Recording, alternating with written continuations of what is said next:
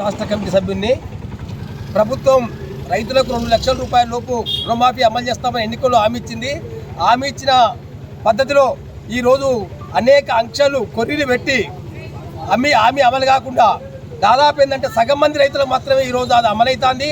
అనేక ఆంక్షలు ఈరోజు 2 లక్షల రూపాయల పైబడి బాకీ ఉంటే ఆ బాకీ మిత్తి కానీ ఇంకా 4 లక్షలు తీసుకున్నా 3 లక్షలు తీసుకున్నా పై డబ్బులు కట్టమంటే ఈరోజు పెట్టుబడులు వచ్చి రైతులు నాటేసుకుంటుండేది అన్నిటికీ ఇబ్బందులు పడి ఆ డబ్బులు కట్టలేని పరిస్థితి ఏర్పడుతుంది.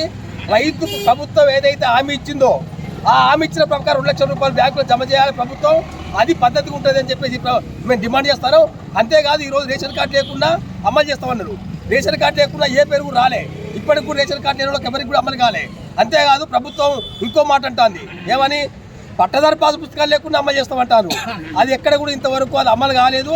మీరు ఎవరు కలవండి, వ్యవసాయ శాఖ అధికారులు సంప్రదించండి. ఏ సంప్రదించినా పేరు తీసుకుంటారు తప్ప ఆ పేరు మాత్రం ఇంతవరకు రుణమాఫీ పథకంలో ఆ పేరు రావడం లేదు. కాబట్టి ప్రభుత్వమే రైతు రుణమాఫీలో ఏది ఆంక్షలు పెట్టిందో ఈ ఆంక్షలింటి సడలించాలి. ఈ రేషన్ కార్డు ఆంక్షన్ కానీ పట్టదారు పాస్ పుస్తకం కానీ అదేవిధంగా 2 లక్షల రూపాయలు బాకీ వెంటనే ప్రభుత్వం జమ చేయాలి.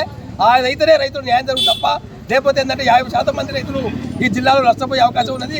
ప్రధానంగా మన ఏజెన్సీలో ఇవాళ గిరిజనేతలు ఎవరికి కూడా పట్టాలు లేవు. అనేక పాస్ పుస్తకాలు లేక బాణ్యాక ద్వారా అప్పులు తీసుకున్నారు. వాళ్ళకు కూడా ఇది వర్తింపజేయాలని రైతు సంఘం తరఫున ప్రభుత్వాన్ని డిమాండ్ చేస్తున్నాం.